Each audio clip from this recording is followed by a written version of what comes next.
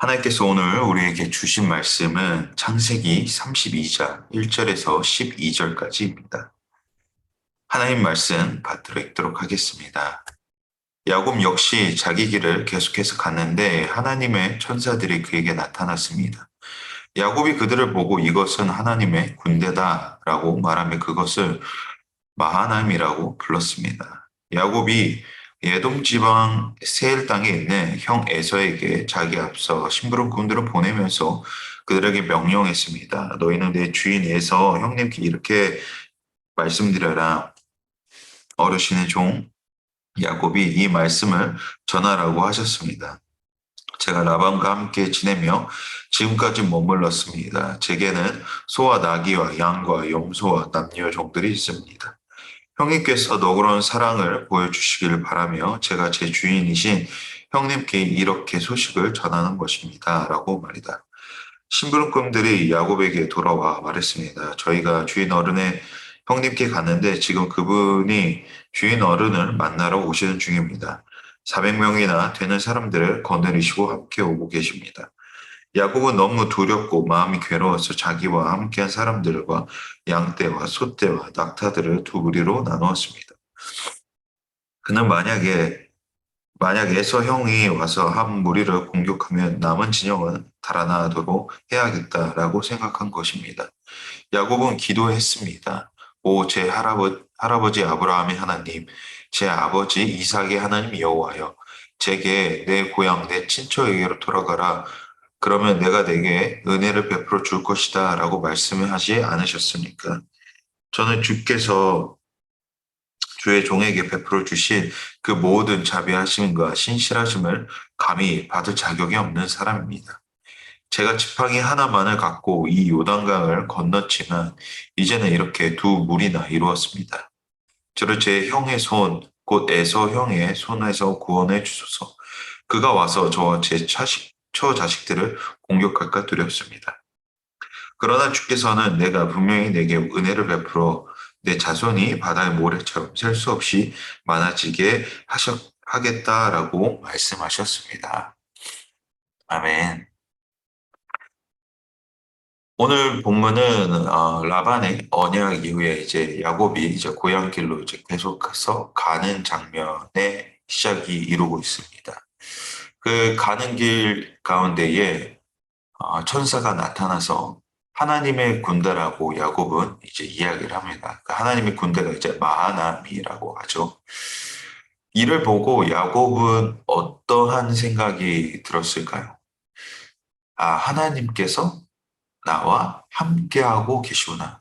라반의 집에서 하나님께서 고향집으로 가라고 떠나라고 말씀하셨을 때 나와 가족만이 가는 것이 아니라 하나님께서 나와 동행하고 계시구나라는 더욱 강한 확신이 들었을 것입니다. 이삭에게 이제 장자의 축복을 받고 하란으로 이동할 때에는 아마 참 여러 가지 생각이 많이 들었을 것입니다. 이것이 맞나? 장자의 엄마의 말을 괜히 들었나? 괜히 이런 상황 때문에 괜히 나는 지금 난처한 상황에 처한 것이 아닌가? 라는 얼마나 수많은 생각이 들었을 것입니까? 근데 그때 베델에서 하나님께서 찾아오셔서 하나님께서 너와 함께 하신다라는 축복의 말씀을 하십니다. 그것을 토대로 이제 여러 고민 속에서 이제 결국 하란에 도착했는데 하란에서 정말 가진 고생들을 너무 많이 하죠. 근데 이제 돌아갈 때를 보니 이제 가족과 가축 그리고 여러 종들이 그를 따라오고 있음을 보게 됩니다.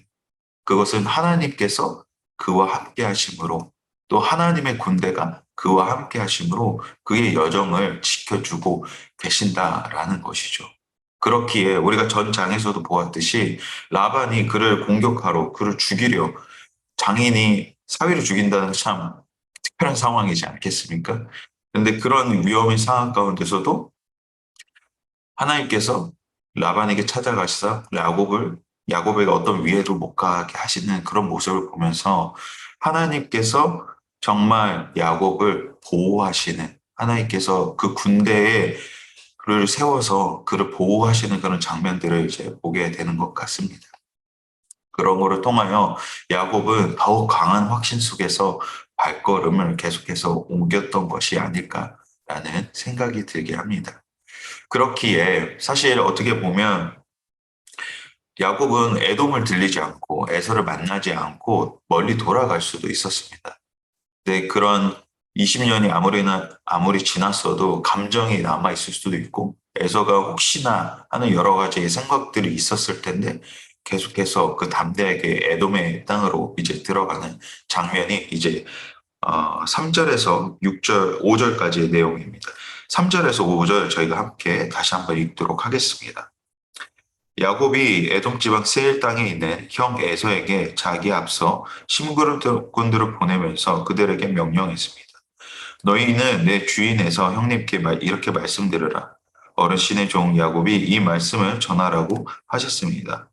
제가 라반과 함께 지내며 지금까지 머물렀습니다. 제게는 소와 나귀와 양과 염소와 남녀 종들이 있습니다. 형님께서 너그러운 사랑을 보여주시길 바라며 제가 제 주인이신 형님께 이렇게 소식을 전하는 것입니다. 라고 말이다. 야곱의 이런 고백을 통해서 우리가 확인할 수 있는 것은 어르신의 종이라고 하는 이제 표현을 쓰면서 심부름꾼들에게 이렇게 이야기하라고 합니다. 어르신의 종이라는 것은 그 말 그대로 이제 에서에게 본인이 종이라는 표현을 하는 것이죠. 물론 우리가 상황적으로 이제 에서에게 야곱이 죽을 수도 있기 때문에 그런 두려움 속에서 그렇게 고백한 것이 있었겠지만 우리가 전에 보았듯이 하나님의 군대가 나와 함께 하기에 야곱은 담대하게 걸어가는 그런 여정 속에서 너도 라반처럼 나와 언약을 맺고 우리가 서로 평등하니까 하나님께서 나를 보호하시는 사람이니까 나에게 어떤 위에도 못 갈 거니까 너도 좀 그 하나님 앞에 무릎을 꿇는 것처럼 나에게 행동해라 이렇게 담대하게 나아갈 수 있었던 상황이라는 것이죠. 그런데 야곱은 너의 주인 어르신의 종 야곱이 간다. 그리고 5절에 보시면 제 주인이신 형님께 이렇게 이러한 소식을 전한다고라고 이제 이야기를 하고 있는 것을 보면 야곱은 겸손한 태도를 취하는 것을 이제 우리가 확인할 수가 있습니다. 야곱이 제 주인이신 형님께, 그러니까 자신을 죽여도 되는 주인은 종을 어떻게 할 수 있는 권한을 다 가질 수 있는 것이죠. 그러한 권한을 가지신 게 바로 형님입니다라는 겸손한 태도를 취하는 것을 보게 됩니다. 이런 겸손한 태도는 참 야곱의 인생 가운데서 어떠한 것을 배웠기에, 야곱의 인생 가운데서 어떤 것을 경험하였기에 이러한 모습이 나오는지, 야곱은 결국 자신의 위치를 안다라는 것입니다. 자신의 처지를 안다라는 것이죠. 그 축복받은 사람이니까 에서에게 자기가 축복받은 사람에 대한 권한을 내세울 수 있었지만 그러지 않았다라는 것은 어르신의 종이라고 얘기한 것은 가장 낮은 자세를 보여주는 것이죠. 종은 주인이 죽으라고 하면 죽는, 그리고 살라고 하면 살라고 하는 그런 것이 종인데 그러한 모습을 취하지 않는 모습에서 우리는 야곱의 겸손한 태도를 볼 수가 있는 것입니다. 그렇습니다. 하나님께서 야곱과 함께 하신다는 것은 하나님께 능력이 있는 것이지 자신에게 능력이 있다라는 것이 아닙니다. 그러므로 어려운 상황이 왔을 때 하나님께서 하시겠지라고 마냥 기다리는 것이 아니라 겸손한 태도로 최선을 다하여 그 자리를 섬겨야 될 줄을 믿습니다. 그런 믿음 가운데서 하나님께서 하시겠지라는 그런 넋놓고 있는 상황이 아니라 정말 하나님 앞에 겸손한 태도로 주인이 어떻게 해도 상관이 없겠다라는 그런 마음까지 들 정도로 겸손한 태도로 유지해야 된다라는 것이죠. 그렇게 이제 계속해서 이제 6절과 7절에서 심부름꾼이 이제 돌아오게 됩니다. 근데 심부름꾼들이 돌아오기를 에서가 400명의 사람을 이끌고 내려온다는 이제 소식을 듣게 되죠. 그 소식을 들은 야곱은 이제 두려움에 휩싸이게 됩니다. 겸손하게 자신의 행동을 취했지만 이제 그런 소식을 듣고 나니 정말 이제는 자신이 죽을까 하는 현실에 이제 맞닥뜨리게 된다라는 것이죠. 야곱은 자신의 이제 무리를 이제 둘로 나누고 에서가 와서 공격을 하게 되면 한 무리를 달아나라고 이제 얘기를 합니다. 이런 것은 굉장히 야곱이 현실 상황을 맞닥뜨렸을 때 어떻게 해야 될지 모르는 그런 두려움 속에 빠진 것처럼 보이는 것처럼 보입니다. 어려운 상황이 다가왔을 때 우리는 어떠한 행동을 취합니까? 도망을 치는가? 아니면 어떠한 대비책을 마련하는가? 야곱의 모습이 본문만 확인해서 본다면 굉장히 겁쟁이처럼 보이는 면이 있습니다. 그런데 그가 겁쟁이여서 그런 모습을 취한 것이 아니라 겁쟁이, 만약에 진짜 겁쟁이였다면 야곱은 아무런 행동도 취하지 못하고 그저 벌벌 떨고 있었을 것입니다. 아무것도 해보지 않고 손을 놓고 그냥 하나님께서 도와주시겠지라는 미련한 태도를 했을 수 있을 것입니다. 그러나 그렇게 하지 않지요. 야곱은 하나님께서 나를 어떻게 도우실지 마냥 기다렸던 것이 아니라 넋놓고 있었던 것이 아니라 자신이 현재 할 수 있는 최선의 일을 합니다. 이것이 믿음의 자녀가 행동해야 하는 자세일 줄 믿습니다. 야곱의 이런 모습은 지금까지 라반의 집에서 훈련받았던 성실함에서 비롯됩니다. 두렵지만 성실하게 자신이 할 수 있는 최선의 행동은 다 합니다. 우리가 하나님께 잘못하고 있는 행동 중에 하나는 성실하지 않는, 내 몸을 던지지 않는 그런 모습이 있지 않은가 합니다. 하나님을 믿는 믿음에서 끝나는 것이 아니에요. 왜 그 삶을 살아내야 하는 과정은 인식하지 않는다라는 것이죠. 그렇기에 고난이 와도 왜 고난이 오는지, 왜 힘들어야 하는지에 대한 관심이 없다라는 것이죠. 그저 그 자리를 불평하고 불만스럽게 하는 그런 마음들만 남아있다는 것이죠. 우리가 이 고난을, 이 과정을 인식하기를 축복이라고 생각해야 된다는 것입니다. 이게 무슨 말이냐? 우리가 속담에 고생 끝에 낙이 온다라는 말이 있죠. 그 말은 오늘 하루의 열심이 매일 살아가는 발걸음이 앞으로의 기쁨이 된다라는 것입니다.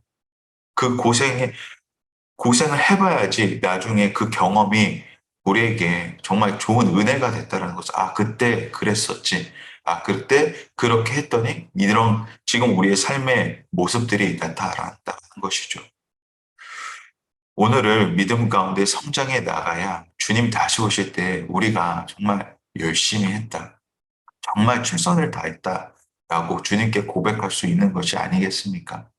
주님께서 오셨을 때 하나님 저는 아무것도 안 했습니다. 라는 게으른 종의 모습이 되어서는 안 돼야 하지 않겠습니까? 주님께서 우리에게 베푸신 그 은혜 속에 우리가 정말 열심으로 걸어 나아갔다면 그에 해당하는, 그에 뜻하는 그런 축복과 넉넉함이 우리에게 있을 줄 믿습니다. 그렇기에 정말 기쁨으로 섬김 예배와 그냥 왔다 갔다 하는 형식적인 예배의 차이가 있지 않습니까? 정말 수련회 때에 하나님 앞에 정말 내 마음을 간절히 드리고 그 하늘 그 열정 속에서 주시는 충만함이 있지 않습니까? 그런 거와 같이 정말 하나님께 내어드리는 그런 삶에서 주어지는 그 행복과 기쁨이 우리 안에 있기를 원합니다. 그 행복 가운데에서 하나님께서 일하실 것이고 그 당시에는 너무 고통스럽고 힘들 수도 있겠지만 그 과정 가운데에서 하나님의 일하심을 깊게 경험하는 우리 모두가 되기를 원합니다. 오늘을 믿음 가운데서 걸어가는 우리 모두에게 축복이 있기를 소망합니다. 계속해서 야곱의 태도를 보기를 원하는데요. 야곱의 태도를 9절에서 10절까지의 내용을 보게 되면 하나님께 야곱은 간구를 합니다. 그러한 열심 가운데서 어, 이제 자신이 할 수 있는 최선의 것을 다하고 난 다음에 야곱은 하나님께 간구를 하게 됩니다. 그리고 하나님께서 신 약속을 되짚어 하나님께서 이렇게 하라고 하셨으니 이렇게 도우셔야 합니다라는 것이 아니라 하나님의 종이 될 자격이 없지만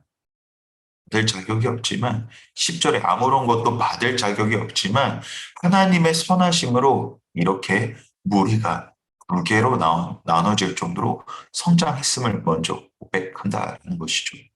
그렇습니다. 우리는 하나님의 신실하심을 먼저 고백할 줄 아는 자가 되어야 할 줄 믿습니다.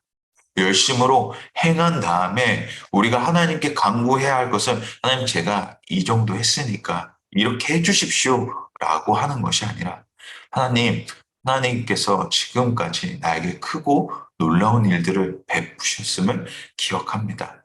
그 은혜를 다시 한번 베푸시사 하나님 이 상황을 능히 이겨낼 수 있는 믿음 허락하여 주시옵소서라는 고백이 되어야 할 줄 믿습니다. 이러한 모습이 참된 종의 모습, 겸손한 자의 고백이지 않겠나 합니다. 이러한 겸손한 자에게 하나님은 일하십니다. 이러한 자가 하나님과 동행하는 기쁨을 누리게 된다라는 것이죠. 그러므로 성실히 우리의 삶을 살아가기를 소망합니다. 주님을 알기를 기뻐하며 주님을 찬양하기를 기뻐하며 형식적인 모습이 아닌 정말 내 삶 속에서 함께 하시는 그리고 내 삶 속에서 하나님과 동행하시기를 하나님을 알기를 원하고 바라는 그 끝 가운데서 하나님의 꿈이 나의 비전이 되는 그러한 은혜의 여정들이 계속되어지시기를 축복합니다. 그러므로 하나님께 나의 삶을 드리기를 소망합니다. 헌신하시기를 바랍니다. 그러면 하나님의 일하심을 맛보게 될 것입니다. 던지지 않고 아무것도 하지 않고 무엇을 요구하는 태도는 어린아이와 같은 모습이지 않을까 합니다. 그러한 모습 가운데 아무런 결과가 나오지 않았다고 실망하지 말아야 할 것 같습니다. 아무것도 안 했으니 결과도 없는 것입니다. 우리 마지막으로 12절 함께 읽도록 하겠습니다. 그러나 주께서는 내가 분명히 내게 은혜를 베풀어내 자손이 바다의 모래처럼 셀 수 없이 많아지게 하겠다라고 말씀하셨습니다. 자, 12절 처음 접속사가 참 재밌습니다. 그러나라고 표현을 합니다. 야곱이 전절에서 가족들을 공격할까 두렵다라고 하고 이제 그러나라고 이어갑니다.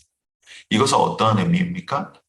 공격할까? 에서가 나를 공격하여 내가 죽을까 걱정이 되지만 무섭지만 하나님의 약속이 있으니 두렵지 않습니다. 라는 믿음의 고백인 것이죠.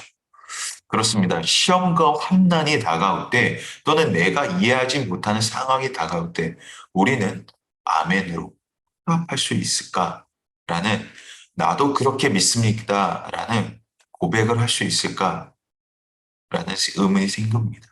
오늘 야곱의 고백을 통해 하나님을 믿는 자의 고백은 이와 같아야 될 것 같습니다. 하나님, 하나님께서 나에게 은혜를 베푸시고 자비도 주셨습니다. 그리고 나는 그 은혜를 받은 자로서 최선을 다하며 성실히 살아왔습니다. 그런데 어려운 상황이 다가왔습니다. 하나님께서 약속하신 바를 그래도 믿고 오늘도 순종하며 나아가기 원합니다. 라는 이와 같은 야곱의 고백이 우리의 믿음의 고백이 되는 것을 되어야 함을 믿습니다.